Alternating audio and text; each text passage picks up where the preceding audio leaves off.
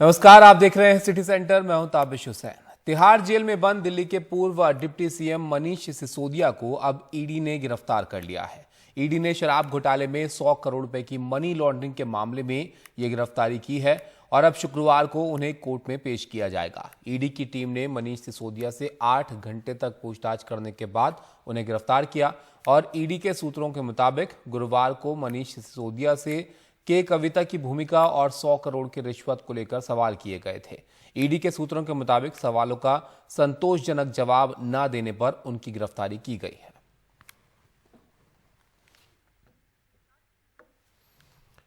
इस पर प्रतिक्रिया देते हुए अरविंद केजरीवाल ने भी ट्वीट किया। उन्होंने क्या लिखा ट्विटर पे वो भी आपको बताते हैं। अरविंद केजरीवाल ने ट्वीट करके लिखा कि मनीष को पहले सीबीआई ने गिरफ्तार किया, सीबीआई को कोई सबूत नहीं मिला, रेड में कोई पैसा नहीं मिला, कल बेल पर सुनवाई है, कल मनीष छूट जाते तो आज ईडी ने गिरफ्तार कर लिया।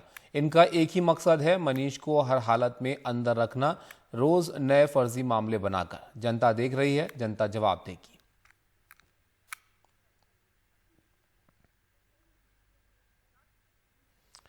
वहीं ईडी के द्वारा यहां पर मनीष सिसोदिया की गिरफ्तारी को लेकर जो राजनीतिक प्रतिक्रियाएं हैं वो भी आई। बीजेपी और कांग्रेस का इसको लेकर क्या कहना है वो भी आप देखिए। ईडी के द्वारा एक लंबी पूछताछ के बाद मनीष सिसोदिया की गिरफ्तारी ईडी के द्वारा भी यह स्पष्ट करती है कि भ्रष्टाचार की जड़ें बहुत गहरी है। दोस्तों, ये लोकतंत्र है, यहां भ्रष्टाचारी चाहे कितना भी बड़ा हो, भ्रष्टाचार की जड़ें चाहे कितनी भी बड़ी हो, जांच एजेंसियों को आप डरा धमका नहीं सकते, दबाव नहीं बना सकते और दूध का दूध पानी का पानी होगा ही होगा। वहां क्योंकि इनकी जान बच रही थी, अपने आप को बचाना चाहते थे, तो अपने आप को बचाने के लिए तो केजरीवाल किसी को भी धोखा दे सकता है। लेकिन यहां क्या करें भाई, खबर तो ये है कि गंगा जी में इन्होंने भी हाथ धोए हैं, यही तो खबर है ना। तो जब गंगा जी में खुद हाथ धोए हैं तो अकेले कैसे छोड़ देंगे? तो फिर उस व्यक्ति का जो केवल आपका मुखौटा बन के इस पूरे कांड में काम कर रहा था, उसके बचाव में तो उतरना पड़ेगा केजरीवाल को। तो देखिए, मनीष सिसोदिया से लंबी पूछताछ हुई। गिरफ्तारी से पहले 8 घंटे तक ईडी ने पूछताछ उनसे की। तो ये पूरा मामला दरअसल क्या है जिसमें आज ईडी ने इनको गिरफ्तार किया है, हमारे सहयोगी मुकेश सिंह सेंगर विस्तार से बता रहे हैं। ईडी के सूत्रों के मुताबिक मनीष सिसोदिया जांच में सहयोग नहीं कर रहे थे और जो सवाल उनसे पूछे जा रहे थे उन सवालों के जवाब वो ठीक से नहीं दे रहे थे। इसीलिए उनकी कस्टोडियल इंटरोगेशन की जरूरत थी और इसीलिए उन्हें गिरफ्तार किया गया। अब जो ईडी है वो शुक्रवार 2 बजे मनीष सिसोदिया को दिल्ली की राउज एवेन्यू कोर्ट में पेश करेगी, जहां से ईडी उनकी फर्दर रिमांड की मांग करेगी।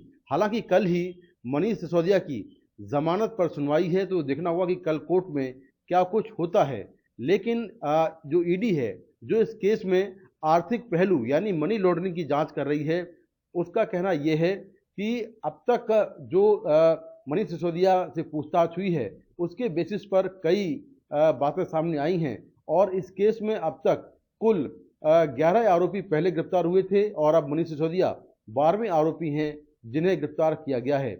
ईडी ने इस मामले को लेकर कोर्ट में 2 चार्जशीट भी पेश की हैं।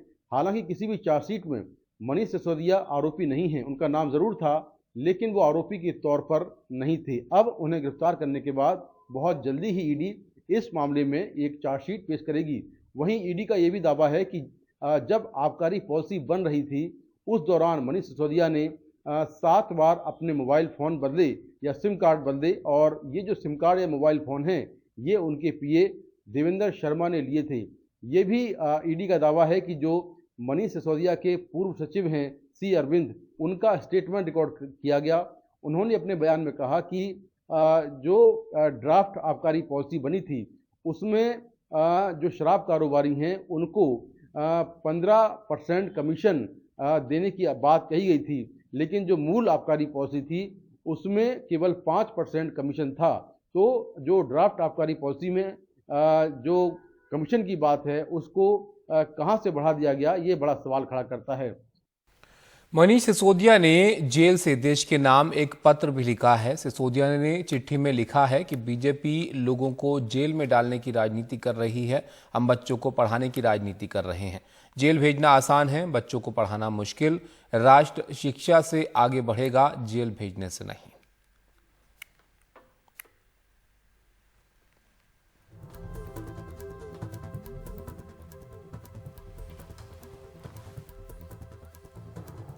पुलवामा में शहीद हुए जवानों की पत्नियां जयपुर में अपनी मांगों को लेकर 10 दिन से धरने पर बैठी हैं और उनकी कई मांगे हैं जिन्हें लेकर राज्य सरकार के कुछ मंत्री उनसे बात भी कर चुके हैं, लेकिन किसी तरह की कोई सहमति बनती फिलहाल नजर नहीं आ रही है। इनकी क्या मांगे हैं और राजस्थान सरकार का इस पर क्या कहना है, हमारी सहयोगी हर्षा कुमारी सिंह की रिपोर्ट आप देखिए।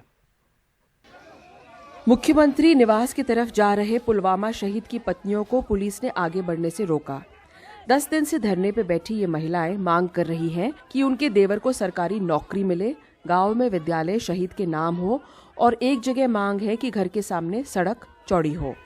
हमारे घर पे गए थे कुछ मंत्री, तो वो घोषणा करके आए थे हमारे घर पे कि आपको देवर को नौकरी मिल जाएगी, आपको स्मारक की 4 दीवारी बन जाएगी, घर तक की रोड बन जाएगी। अब हमको 4 साल हो गई मंत्री के पास जाते हैं ना, तो मंत्री बोलता है विधायक के पास जाओ। विधायक के पास जाते हैं तो कि मंत्री के पास जाओ, हमारे पास कैसे आई हो। तो हम 4 साल में इतने लेटर दे दिए होंगे कि पता नहीं, हमारे कोई गिनती नहीं है उसी की। एक ही तो नौकरी मांग रहे हैं हम मुख्यमंत्री थे, कोई 2-2 नौकरी थोड़ मांग रहे, एक नौकरी मांग रहे देवर के लिए। हमने गहलोत सरकार से 3 मंत्री आए हैं और महिलाओं से वार्ता करके वापस लौट गए हैं, लेकिन फिर भी सहमति नहीं बन रही है। मुख्यमंत्री ने ट्वीट के जरिए कहा है कि शहीद के बच्चों का हक उनके देवर को नहीं दिया जा सकता, ऐसी परंपरा शुरू नहीं कर सकते। मुख्यमंत्री जी को ये पता कर लेना चाहिए कि इससे पहले भी देवर को, भाई को, भतीजे को, काका को, सबको नौकरी दी हुई है। वो फाइल तो मंगवा लो मुख्यमंत्री जी। आप किस आधार पर कह रहे हो वो नई परंपरा डालेगी? पुलवामा में जो शहीद हुए थे उनकी वीरांगनाएं आज भी यहाँ सचिन पायलट के घर के सामने धरना देकर बैठी हैं और लगता है कि इसमें जो राजनीतिक टक्कर है वो किसी तरह से सुलझती नहीं दिख रही है। कई मंत्री आए हैं, सचिन पायलट ने चिट्ठी लिखी है, गवर्नर ने तक चिट्ठी लिख दी है, लेकिन मुख्यमंत्री का कहना है कि जो रूल्स हैं उसमें संशोधन नहीं किया जा सकता है और इसलिए नहीं किया जा सकता क्योंकि अगर हम परिवार वालों को नौकरी दे देंगे तो जो शहीद है उनके बच्चों का हक छीनना कितना उचित है और तब तक लगता है ये गतिरोध जारी रहेगा। जयपुर से हर्षा कुमारी सिंह, एनडीटीवी इंडिया। महाराष्ट्र के उप मुख्यमंत्री और वित्त मंत्री देवेंद्र फडणवीस ने विधानसभा में महाराष्ट्र का साल 2023-24 का बजट पेश किया और राज्य में सत्ता परिवर्तन के बाद शिंदे फडणवीस सरकार का ये पहला बजट है। बजट में किसानों से लेकर सभी वर्गों को खुश करने की कोशिश की गई है। बीजेपी ने इस बजट को आम लोगों के लिए पंचामृत कहा है तो विपक्ष ने गाजर का हलवा। बजट के पहले विधानसभा के बाहर विपक्ष ने विरोध प्रदर्शन कर नारा लगाया कि किसानों की मदद करो नहीं तो कुर्सी खाली करो। हा पहिला सन 2023-24 का अर्थसंकल्प लोकशाहीच्या सर्वोच्च व्यासपीठावर सादर करताना राज्य के वित्त मंत्री देवेंद्र फडणवीस ने केंद्र सरकार की तर्ज पर सबसे पहले किसानों के लिए हर साल 6,000 रुपए देने की घोषणा की और 1 रुपए में फसल बीमा देने का दावा किया। इतना ही नहीं तो प्राकृतिक खेती को बढ़ावा देने के लिए 1000 करोड़ रुपए का प्रावधान किया है। महिलाओं के लिए एसटी बसों में 50% की छूट के साथ मुंबई में महिला एकता मॉल की स्थापना का ऐलान किया। महात्मा ज्योतिबा फुले जन आरोग्य योजना में बीमा कवर 1.5 लाख रुपए से बढ़ाकर 5 लाख रुपए करने के साथ 200 नए अस्पताल बनाने की घोषणा की। राज्य भर में 700 बाला साहेब ठाकरे अस्पताल बनाने का संकल्प लिया। पिछड़ा वर्ग के लिए 3 साल में 10 लाख घर देने का वादा और बेरोजगारों के लिए 75,000 सरकारी नौकरी। मुख्यमंत्री एकनाथ शिंदे ने बजट को किसानों को राहत और आम जनता को बल देने वाला बताया तो कैबिनेट मंत्री सुधीर मुनगंटीवार ने इसे अमृत काल में आम जनता के लिए पंचामृत बताया। ये सर्व समावेशक बजट है। पिछले 2.5 साल में जो मेगा ब्लॉक तैयार हुआ था उसको दूर करने वाली बजट है और इसमें सभी घटक पक्ष को लिया है। महाराष्ट्र के भारतीय जनता पार्टी शिवसेना सरकार ने महाराष्ट्र के कई समूहों को, कई वर्गों को इस अमृत काल के पहले वर्ष में न्याय देना चाहिए, यह भावना के साथ ये अर्थसंकल्प प्रस्तुत किया है। लेकिन विपक्ष की माने तो बजट दिशाहीन है और बीजेपी जिसे पंचामृत बता रही है वो गाजर का हलवा है। ये बजट गाजर का हलवा बजट है। ये बजट अर्थहीन था, लोगों के हित का नहीं था, कुछ मित्रों के लिए, नरेंद्र मोदी जी के मित्रों के लिए बना हुआ बजट था। 5,47,000 करोड़ रुपए के इस बजट में सभी वर्गों को कुछ न कुछ देकर खुश करने की कोशिश की गई है। कोई भी नया कर नहीं लगाया गया है। शायद इसीलिए विपक्ष सवाल उठा रहा है कि कहीं राज्य सरकार के इस बजट में मिड टर्म चुनाव की आहट तो नहीं छिपी है।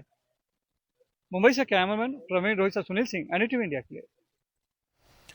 महाराष्ट्र में पिछले 2 दिनों में हुए बेमौसम बरसात ने किसानों की परेशानी जो है वो बढ़ा दी है और करीब 8 जिलों में 13,729 हेक्टेयर में लगी फसल बर्बाद हुई है। तो वहीं किसानों का मुद्दा महाराष्ट्र विधानसभा में भी उठा।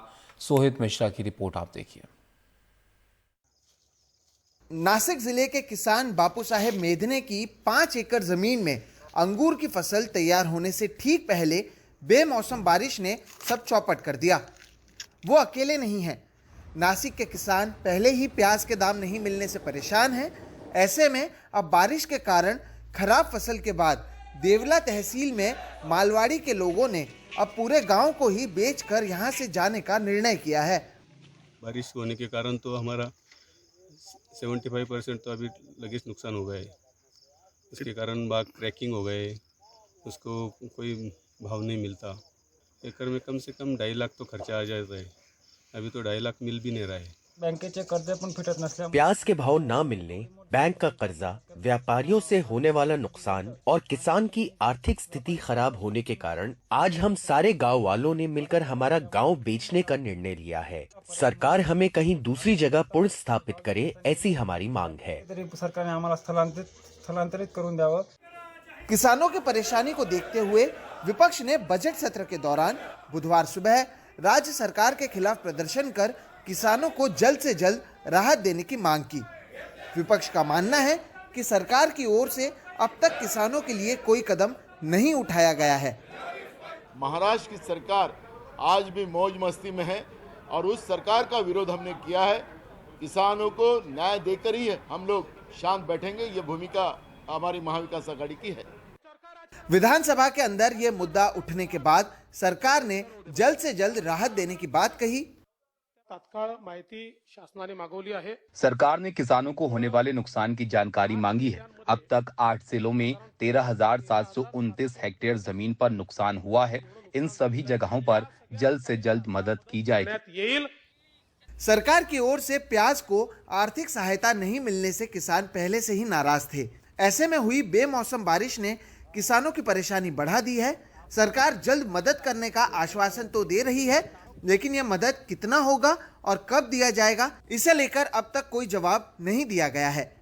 नासिक से किशोर बेलसरे के साथ मुंबई से सोहित मिश्रा, एनडीटीवी इंडिया।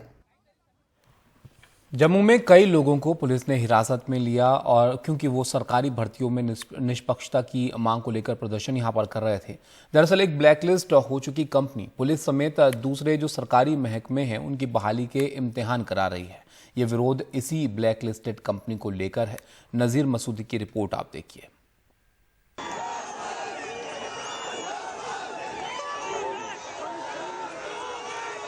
सरकारी भर्तियों में निष्पक्षता की मांग के लिए 2 दिन से प्रदर्शन कर रहे 20 लोगों को जम्मू में पुलिस ने हिरासत में ले लिया।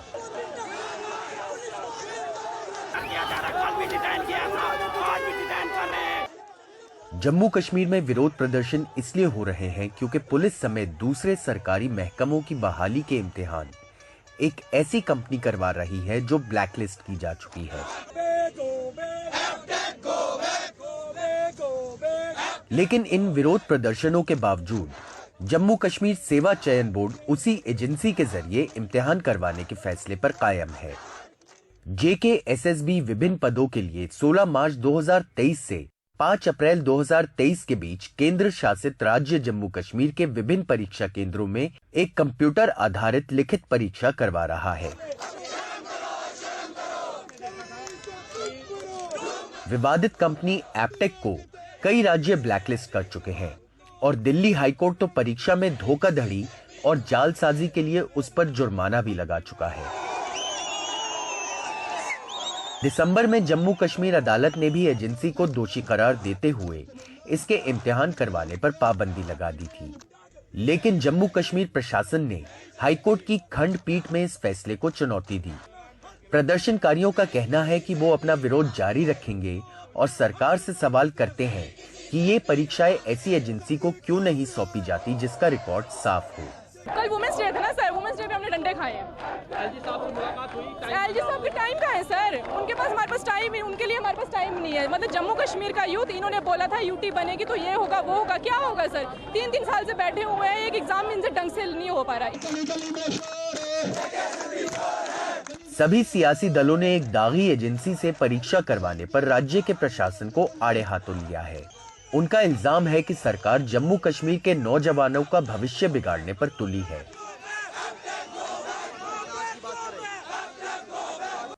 लेकिन उपराज्यपाल मनोज सिन्हा कहते हैं कि पिछले 3 साल से भर्तियां निष्पक्ष ढंग से हो रही हैं और जम्मू कश्मीर में पक्षपात का दौर खत्म हो चुका है। पिछले 3 वर्षों में 30,000 सरकारी नौकरियां देने में हमें सफलता मिली है। पारदर्शी तरीके से दी गई है, किसी की सिफारिश पर किसी को नौकरी नहीं मिल सकती, ये व्यवस्था खत्म हो गई। जिन मामलों में शिकायत आई है उसकी जांच सीबीआई से कराई गई है और मैं आपसे कहना चाहता हूं कि जिसने भी जो भी उसमें दोषी पाएगा, भारत के संविधान और कानून के अंतर्गत कठोरतम दंड उसे ऐसा मिलेगा कि भविष्य में कोई साहस न करे इस तरह की गलती करने का। लेकिन पिछले 2 वर्षों से सभी सरकारी भर्तियों पर सवाल उठे हैं। 1200 पुलिस सब इंस्पेक्टरों समेत पिछले 1 साल में सीबीआई 4 भर्ती घोटालों की जांच कर रही है।